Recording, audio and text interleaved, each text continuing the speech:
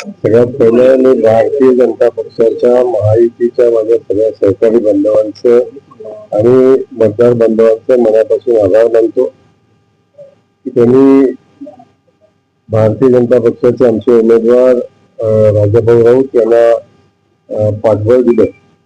खास करून देवेंद्रजींना मनापासून मी धन्यवाद देईन की त्यांनी राजाभाऊ सारख्या निष्ठावान कार्यकर्त्याला संधी दिली आणि ती संधी देत असताना सगळी ताकद राजाभाऊंच्या पाठीशी उभी केली. म्हणून मी आदरणीय देवेंद्रजींना मनापासून धन्यवाद देईन आणि आजच्या विजयाचे श्रेय पण आदरणीय देवेंद्रजींनाच आम्ही सगळे मिळून देऊ. अशा पद्धतीची निवडणूक आज पार पडलेली आहे.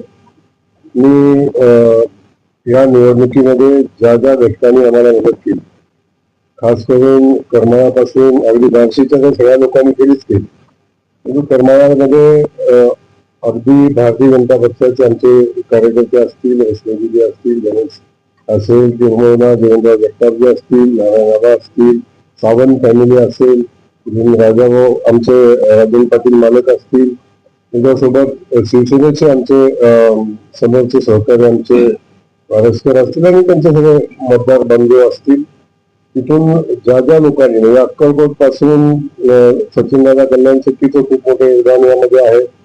त्यासोबत ग्रामीण भागामध्ये सांगोल्याचे आमदार असतील, साजीबापू असतील, आमचे भारतीय जनता पक्षाचे बाळासाहेब एरंडे आणि आमच्या जिल्हा अध्यक्षापासून सगळी लोक असतील. या सगळ्या लोकांनी प्रचंड मेहनत घेतली. उत्तरमध्ये सुद्धा उत्तर आणि दक्षिण मध्ये सगळ्यांनीच ताकदीनं काम केले. साधी आमचे पवार असतील आणि त्यानंतर सगळे सहकारी त्यांचे असतील. या सगळ्या लोकांनी आम्हाला साथ देत असताना आमच्या शहरचे आमदार आदरणीय देवेंद्र कोठे असतील, सन्माननीय विजय मालक असतील, सन्माननीय सुभाष बापू असतील, आमच्या शहराध्यक्ष असतील, आमचे सगळे गटनेते असतील, महापौर असतील, अशा सगळ्या आमच्या सहकार्याने प्रचंड मोठ्या ताकदीनं आणि आमच्या सोबत असणारे आमचे सहकारी महायुतीतले घटक पक्ष असतील, या सगळ्यांनी खूप ताकदीनं आम्हाला या निवडणुकीमध्ये मदत केली.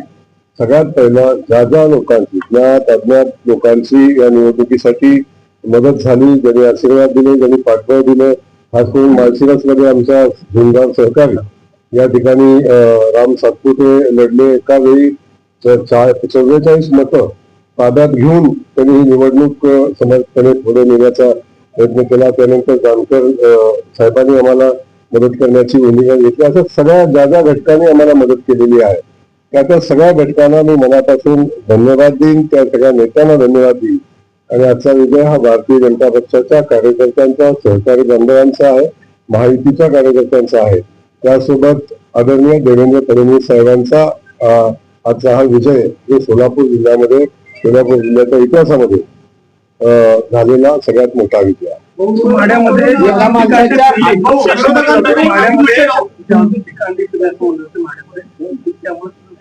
नाही, माड्याचं तर मी मगाशी बोलताना राहून गेलो की आमचे रणजित शिंदे जे असतील, खास करून संजय मामा असतील, आदरणीय परिचारक मालक असतील, त्यानंतर आमचे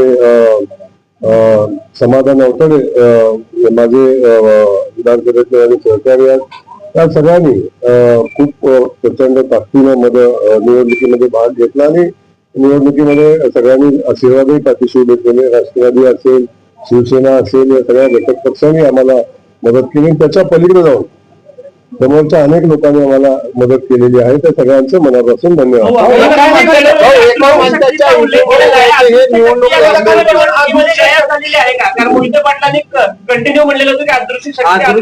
अदृश्य झाली का? मोहिते पाटलांचा भ्रमाचा भोपळा फुटलेला आहे.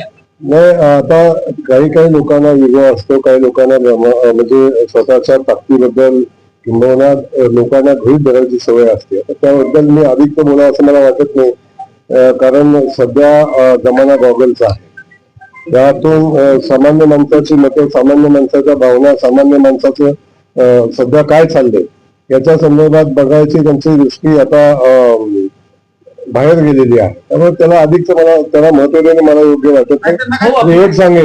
एक सांगेन असे अदृश्य शक्तीचे प्रयोग करणारे आता अदृश्य झालेले आहेत. त्यांचं या जिल्ह्यातलं अस्तित्व हे पडलेली मतं हे त्यांच्या कर्तृत्वाने पडलेली आहे. जी विचारधारा आहे, विचारधारेच्या विरोधात पडलेली काही मतं आहेत, याचंही पडलेल्या मताचंही कोणी घ्यायचं कारण नाही.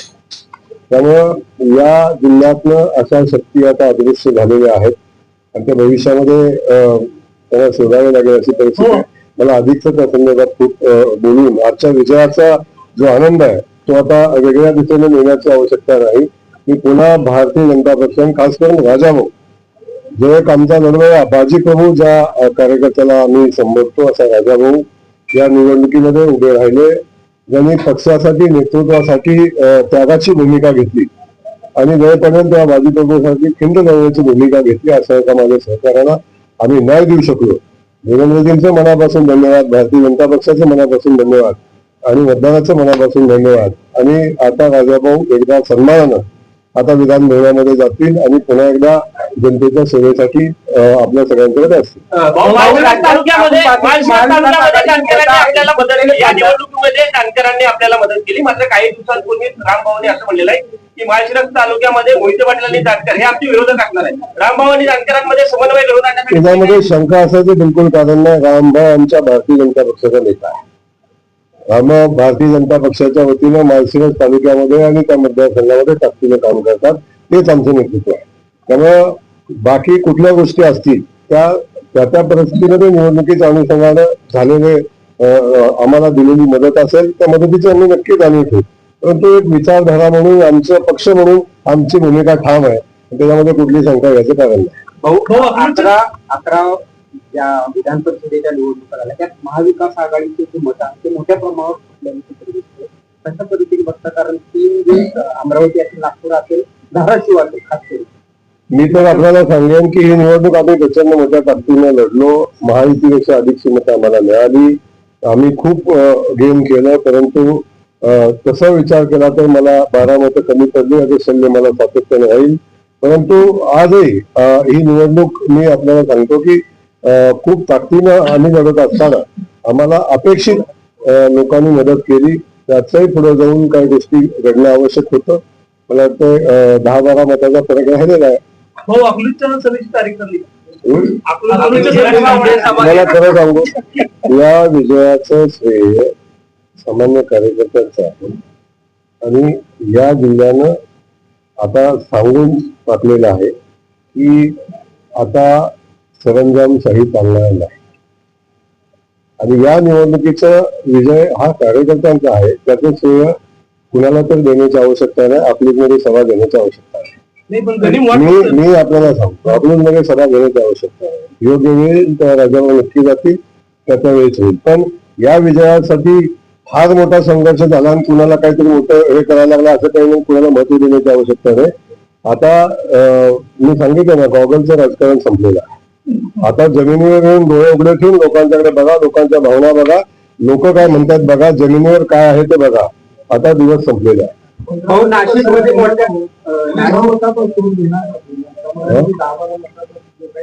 तू आता आनंद व्यक्त करायला शिका बाबा, कधीतरी आनंद व्यक्त करायला शिका ना. नाशिकमध्ये मोठ्या प्रमाणावर उलटफेर पाहायला मिळते. मला आता सोलापूरच्या विजयाचा आनंद घेऊ द्या, मला सातारा सांगलीच्या विजयाचा आनंद घेऊ द्या. आपण त्याच्यानंतर बोलू. 13 मत जे आहेत ते राजाभाऊंच्या कोट्यातले होते, ते बाद झालेले आहेत. ते 13 मतांचे काय आता परीक्षा परत घेणार आहेत का तुम्ही? 13 मत बाद झाली. मी तुम्हाला क्लिअर सांगतो की अपेक्षित असणारी आम्हाला 15-16 मतं मिळाली नाही, हे सत्य आहे. त्यातली काही मतं बाद झाली हे सत्य आहे. आणि कुणाची अपेक्षित मतं पडली नाही याचे अनालिसिस थोड्याच वेळात कम्प्लीट होईल आणि ते मी सांगेन. पण तो काही सामुदायिक बोलण्याचा विषय नाही. परंतु मी आपल्याला सांगेन की माझी या निवडणुकीतली अपेक्षा होती 501 मताची, पण ती पूर्ण झाली नाही हे नक्की सांगेन. परंतु म्हणून या विजयाचं महत्व कमी होत नाही, मिळालेली मतं कमी नाहीत.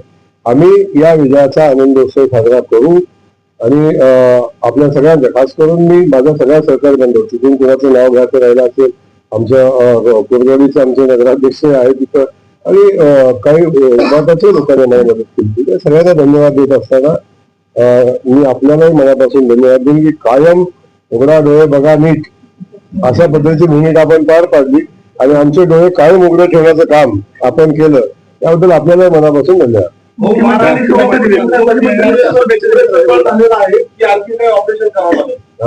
सोलापूर घेतल्यासाठी पुरेशी जवळजवळ झाली आहे, तर आणखी काही एखादं ऑपरेशन करावं. अभी तो शुरुआत है, आगे आगे देखो होता है.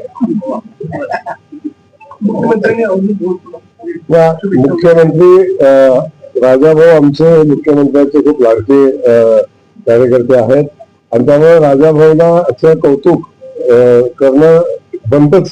त्यामुळे राजाभाऊला फोन येणं साहजिक आहे. त्यामुळे मी आपल्याला सांगेन की एक आपला सहकारी ज्यानं बाजी प्रभूसारखी खिंड मिळवली अशा सहकार्याचा झालेला पराभव माननीय मुख्यमंत्री मोदी यांच्या जीवावर लागलेला होता. तेव्हा अशा कार्यकर्त्याचं पुनर्वसन करणं हे आदरणीय देवेंद्रजी कडूनच शिकलं पाहिजे, मुख्यमंत्री मोदी यांच्याकडूनच शिकलं पाहिजे आणि खरा आदर्श त्यांनी घालून दिलेला. निवडणुका झाल्या, विधान परिषद झाली, मुख्यमंत्र्यांनी तुम्हाला दिलेलं जे काम आहे पूर्ण झालं वाटतं? नाही, आता तर 1-2 पायऱ्यावर आलेला आधी. हो, आता इथे 102 मतं इतर महाविकास आणि महाविकास आघाडीकडून 102 मतं होती. त्यातले 40 मतं ही राष्ट्रवादीला गेलेली आहेत आणि 62 मतं आपल्याला आलेली आहेत. 13 मतं बाद झालेली आहेत. 13 मतं बाद झाली, त्यामध्ये आपले किती बाद झाले या संदर्भात बहुतांश मतं आमचीच आहे, बहुतांश मतं आमची आहेत. पण मी तुम्हाला सांगतो की मूळ याच्यामध्ये आम्ही खूप मोठं गेम केलेलं आहे, आम्ही खूप मोठे मतं मिळवलेली आहेत. तसं पक्षाच्या चिन्हावरच्या मताचा हिशोब केला तर तुम्हाला खूप मोठा फरक याच्यामध्ये दिसेल. त्यामुळं आम्ही एवढंच सांगतो की माझा सगळा सहकारी म्हणजे मी आता नावं कुणाचे चुकून घेतलं वेगळ्याचं राहिलं असेल त्याचा कोणा इश्यू नको व्हायला, परंतु मी माझ्या सगळ्या भारतीय जनता पक्षाच्या माझ्या सहकारी बांधवांचं, सहकारी महायुतीतल्या आमच्या सगळ्या सहकाऱ्यांचं मनापासून आभार मानून आणि खास करून सोलापूरच्या जनतेला मी सातत्यानं धन्यवाद देतो. आजही धन्यवाद देईल की त्यांनी आमच्या भारतीय जनता पक्ष महायुतीच्या विचारावर विश्वास ठेवला आणि या जिल्ह्याला पुढे घेऊन जाण्याची जी क्षमता आहे किंवा या जिल्ह्याला पुढे कोण घेऊन जाईल तर भारतीय जनता पक्ष आणि आदरणीय देवेंद्रजींच्या नेतृत्वाखाली सरकार पुढे घेऊन जाईल हा विश्वास आमच्या सोलापूरच्या जनतेला आहे. ऑपरेशन टायगर सक्सेसफुल झालेला असं म्हटलं जाते. महायुतीमध्ये आता एक आमदार मी आपल्याला आत्ताच सांगितलं आहे की मला या विजयाचा आनंद घेऊ द्या, माझ्या सहकार्याला या विजयाचा आनंद घेऊ द्या. त्या बाकी सगळ्या गोष्टीवर विचार करायला खूप वेळ आहे, आपण विचार करू आणि शेवटी महायुतीमध्ये आलेल्या सगळ्या लोकांचं स्वागत करणे आमची जबाबदारी आहे आणि वेगळं काय सांगणं मला वाटतं उचित आहे.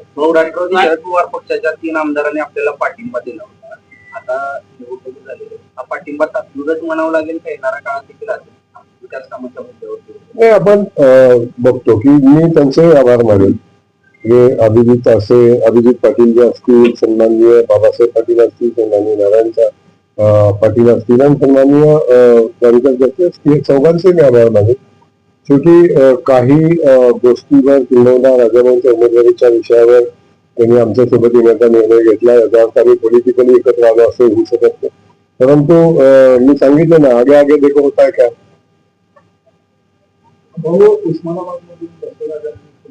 धाराशिवमधून धन्यवाद.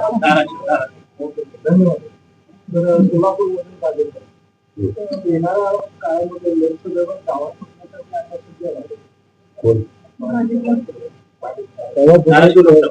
लोकसभेसाठी भारतीय जनता पक्ष योग्य ठिकाणी गावात होते. तुझी काळजी आपण करू नका.